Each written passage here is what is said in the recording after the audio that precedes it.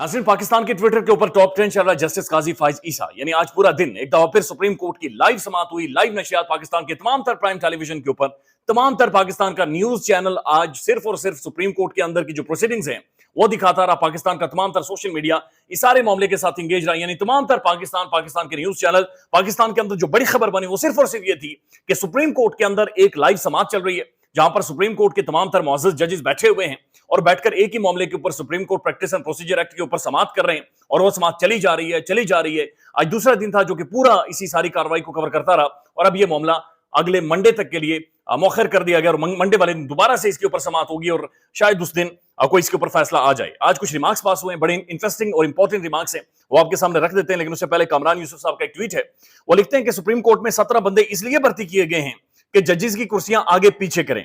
क्या ये इतना मुश्किल काम है? जज खुद नहीं कर सकते? तरक्की याफ्ता ममालिक में ऑफिस बॉयज का तस्वर कब से खत्म हो चुका है और माशाअल्लाह इस्लामिक रिपब्लिक ऑफ पाकिस्तान का हाल ये देखें कि मुअज़्ज़ज़ जजेस आगे होते हैं तो कुर्सी आगे होती है, पीछे होती है तो पीछे, और उसके लिए बाकायदा से एक बंदा वहां पर खड़ा किया जाता है। हर कुर्सी के पीछे एक एक नौजवान वहां पर, एक जवान वहां पर खड़ा है और वो सरकारी मुलाजिम है जो कुर्सियों को आगे पीछे करता है। अब लंबी समाअत थी, बहुत सारे आर्ग्यूमेंट्स हुए और पूरा टाइम पाकिस्तान के प्राइम टेलीविजन के ऊपर सिर्फ यही खबर चलती रही। लेकिन जस्टिस काजी फाइज ईसा साहब ने आज मार्शल लॉ के हवाले से और फौजी आमरों के हवाले से कुछ रिमार्क्स पास किए हैं और उन्होंने सुप्रीम कोर्ट के अंदर लगी तस्वीरों के, यानी सुप्रीम कोर्ट के माजी के जजेस के हवाले से भी कुछ बातचीत की है। काजी फाइज ईसा साहब ने कहा कि जब मार्शल लॉ लगता है तो सब हथियार फेंक देते हैं। इस कमरे में जिन जस्टिस की जितनों की तस्वीरें लगी हुई हैं वो भी अपना हल्फ उस वक्त भूल जाते हैं।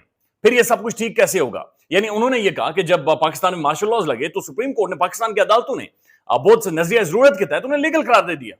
और ये जो जजेस हैं जो हल्फ उठाते हैं इस चीज का कि वो जो पाकिस्तान का आइन है, पाकिस्तान का कॉन्स्टिट्यूशन है, उसकी पासदारी करेंगे, वो भी उस वक्त हाथ बांध कर खड़े हो जाते हैं और अपनी हल्फ की पासदारी नहीं करते।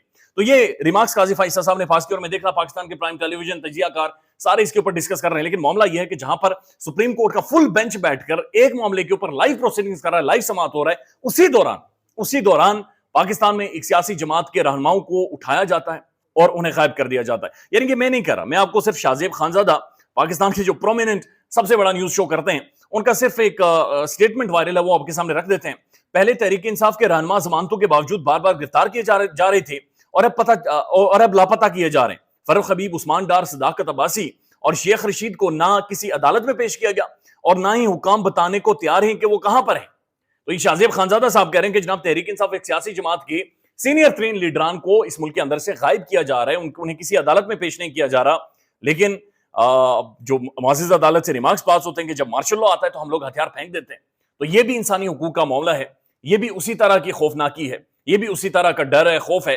लेकिन इस तरफ बदकिस्मती से पाकिस्तान की अदालतें, हमने इमरान रियाज खान साहब के मामले में भी यही चीज देखी कि अदालत के अंदर उनके वालिद साहब बैठे हुए हैं और अदालत के अंदर उन्हें टेलीफोन आता है एक, और टेलीफोन उठाकर वो कहते हैं कि इमरान रियाज घर आ जाएगा, आप चले जाए। और वो चीफ जज जो लाहौर हाईकोर्ट के मुअज़्ज़ज़ जज है उन्हें बताते हैं कि हम घर जा रहे हैं, हमें टेलीफोन कॉल आया था और वो कहते हैं जी ठीक है आप लोग घर चले जाए, इमरान रियाज खान घर आ जाएगा। यानी कि अंदाजा लगाइए, एक तरफ तो ऐसी बातें, ऐसी स्टेटमेंट्स कोर्ट होती हैं, डिस्कस होती है, उनके हवाले से बातचीत होती है, और फिर ये भी काजी फाइज ईसा साहब ने कहा कि हम मुल्क के साथ खिलवाड़ नहीं करने देंगे, हम जनाब आमिरों का रास्ता रोकेंगे, हम बहुत सारी चीजें उन्होंने कही हैं, बहुत सारे रिमार्क्स पास किए हैं। लेकिन ये सिर्फ रिमार्क्स के हद तक होता है और माजी में भी हमने देखा है कि ऐसे बहुत सारे रिमार्क्स सिर्फ पास किए जाते हैं और ऐसे रिमार्क्स के ऊपर ओपिनियन दिए जाते हैं, तज्जिए किए जाते हैं, अखबारों की या सोशल मीडिया की बड़ी बड़ी सुर्खियां बनती हैं। लेकिन हकीकत यह है कि जो प्रैक्टिकली ग्राउंड के ऊपर जो तहफ़्फ़ुज़ देना होता है पाकिस्तान की अदालतों ने, अभी तक वो अदालतें नाकाम हुई हैं वो तहफ़्फ़ुज़ देने में।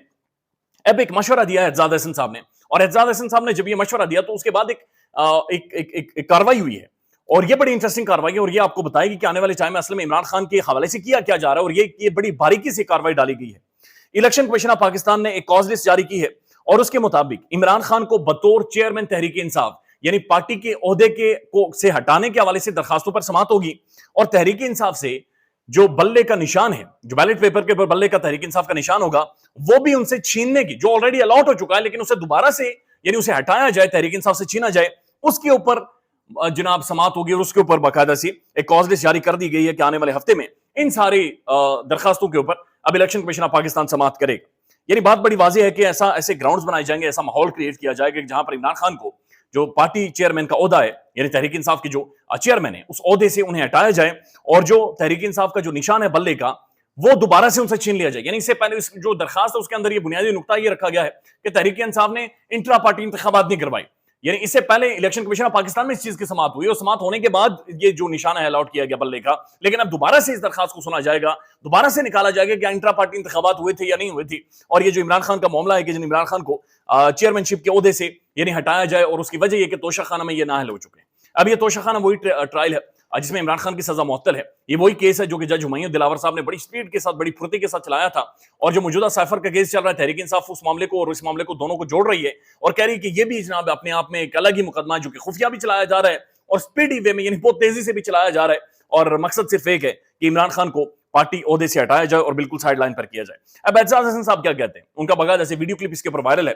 وہ کہتے ہیں مجھے سمجھ نہیں آتی کہ عمران خان کو کیسے ایلیمینیٹ کر سکتے ہیں, کیسے عمران خان کو سائیڈ لائن کرتے ہیں. اگر آپ بیلٹ پیپر کے اوپر سے بلے کا نشان ہٹا دیتے, یعنی اگر بیلٹ پیپر کے اوپر بلے کا نشان نہیں ہوتا تو obviously تحریک انصاف کے جو کارکن ہیں, جو تحریک انصاف کو ووٹر ہے, وہ وہاں پر جا کر نہیں آئیڈینٹیفائی کر سکتا کہ تحریک انصاف کا جو کینڈیڈیٹ ہے وہ کون سا ہے. تو پھر آپ اس طرح کریں, یعنی تحریک انصاف کے لوگوں کو انہوں نے مشورہ دیا ہے کہ آپ وہاں پر جائیں, ووٹ کاسٹ کریں, لیکن ڈبل ٹھپا لگا دیں, 2 ٹھپے لگا دیں.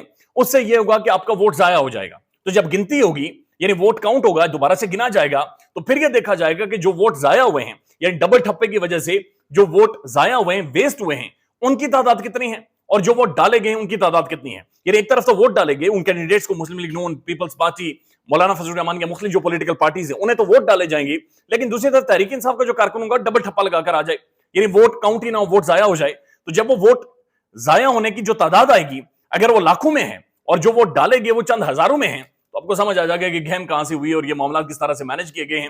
لہٰذا یہ اعجاز حسن صاحب کا بہرحال مشورہ ہے اور یہ تمام تر لوگوں کے حوالے سے مشورہ ہے کہ وہ اس کے اوپر بڑی سنجیدگی کے ساتھ سوچیں کہ یہ اب انہوں نے کس طرح سے ان سارے معاملات کو لے کر آگے چلنا ہے. لیکن اگر آپ ان ساری پروسیڈنگز کو دیکھیں اور ڈاٹس کو کنیکٹ کریں تو آپ ڈاٹس کنیکٹ کرتے ہوئے آپ کو محسوس ہوتا ہے کہ الیکشن کمیشن آف پاکستان میں کاز لسٹ جاری کر دینا اور پھر ایک ہفتے کے اندر یہ ساری سماعتیں مقرر ہو جانا تحریک انصاف کو, عمران خان کو عہدے سے ہٹانے کے حوالے سے, اور پھر جناب بلے کا نشان چھیننے کے حوالے سے, تو ایسی انڈیکیشنز مل رہی ہیں کہ تحریک انصاف اور عمران خان کے لیے جو وقت آنے والا وہ اور زیادہ مشکل ہوتا جائے گا. پھر لطیف کھوسہ صاحب کی میں سٹیٹمنٹ دیکھ رہا تھا, لطیف کھوسہ صاحب بھی یہی کہتے ہیں, وہ کہتے ہیں کہ عمران خان کو اور زیادہ تنگ, تاریک اور بری حالت میں سیل دے دیا گیا ہے. یعنی بی کلاس کا تو سوال ہی پتہ نہیں ہوتا, لیکن ایک ایسے سیل میں ڈالا گیا ہے کہ جہاں پر ایک بنیادی جو رائٹس ہوتے ہیں, جو بنیادی انسان کے حقوق ہوتے ہیں, وہ بھی وہاں پر متاثر ہو رہے ہیں. وہاں پر عمران خان صاحب کو رکھا گیا ہے. نصرت جاوید صاحب کی سٹیٹمنٹ ہے جو وائرل ہو رہی ہے اور وہ نون لیگ کے حوالے سے ہے, بہت زیادہ سرکولیٹ کر رہی ہے. وہ کہتے ہیں کہ جناب پاکستان میں ہوتا یہ ہے کہ وہ کہتے ہیں اللہ معاف کرے کہ بعض اوقات ایسا کرتے ہیں کہ جو خاندان کے چھوٹے ہوتے ہیں وہ اپنے کسی بڑے کو ریڑی کے اندر ڈال کر جب بھیک مانگنے آتے ہیں تو ریڑی کے اندر اپنے ابے کو ڈال کر ریڑی چلاتے ہوئے آتے ہیں اور کہتے ہیں کہ جناب ابے کی حالت دیکھ لیں, برائے مہربانی ہمیں کچھ نہ کچھ دے دیں. تو کہتے ہیں نون لیگ اپنے نواز شریف صاحب کے ساتھ ایسا ہی کرنے جا رہی ہے. نواز شریف کو ایسا ہی کرنے جانی, کارکردگی نل ہے.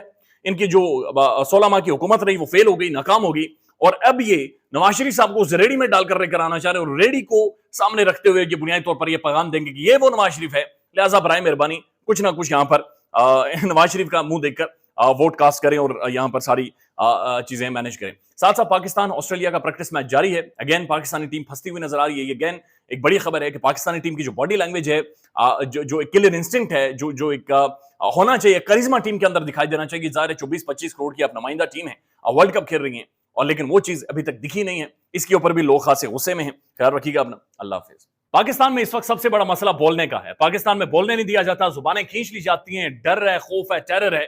پاکستان کا میڈیا مکمل طور پر کنٹرولڈ ہے, ویل مینجڈ ہے, ایک میسو سینسرشپ ہے. اسی طرح کا دباؤ پاکستان میں سیاست ڈور پی کے بھی فیس کر رہا ہے, جسے پاکستان بھر میں گزشتہ کئی مہینوں سے ماورائے آئین, ماورائے قوانین مکمل طور پر بند کر دیا گیا ہے, مکمل طور پر بین کر دیا گیا ہے. سیاست ڈور پی کی نشریات کو لمیٹڈ کر کے پاکستان میں چھوڑ دیا گیا ہے. تمام تر قانونی مواد کے اوپر آواز اٹھائی گئی, دستک دی گئی, لیکن ہر طرف سے خاموشی ہے, سناٹا ہے, کہیں پر کوئی سنوائی نہیں ہے, کوئی سننے کو تیار نہیں ہے. لیکن اس کا حل کیا ہے؟ کیا خاموش ہو جائیں؟ کیا سوال نہ کریں؟ کیا معلومات آپ تک نہ پہنچائیں؟ کیا انفارمیشن آپ تک نہ پہنچائیں؟ معلومات بھی پہنچے گی, انفارمیشن بھی پہنچے گی, سوالات بھی اٹھیں گے, لیکن اب آپ نے رول پلے کرنا ہے, آپ نے اپنا کردار ادا کرنا ہے. اور چھوٹا سا ایک پروسیجر ہے, پروسیس ہے, اس کے بعد آپ اپنا کردار ادا کریں اور ہماری مدد کریں. پہلے آپ نے یہ کرنا ہے کہ ہمارے یوٹیوب چینل کو سبسکرائب کرنا ہے, اس کے بعد جوائن کے بٹن کے اوپر جانا ہے, کلک کر کے ہمارا ممبر بننا ہے. یا پھر دوسرا آپشن یہ ہے کہ آپ نے ویڈیو کی ڈسکرپشن میں جانا ہے, وہاں پر پیٹریون کا لنک موجود ہوگا, اس لنک کے اوپر کلک کریں اور ہمیں سپورٹ کریں, ہمارا حصہ بنیں, ہماری طاقت بنیں. خیال رکھیے گا. اللہ حافظ.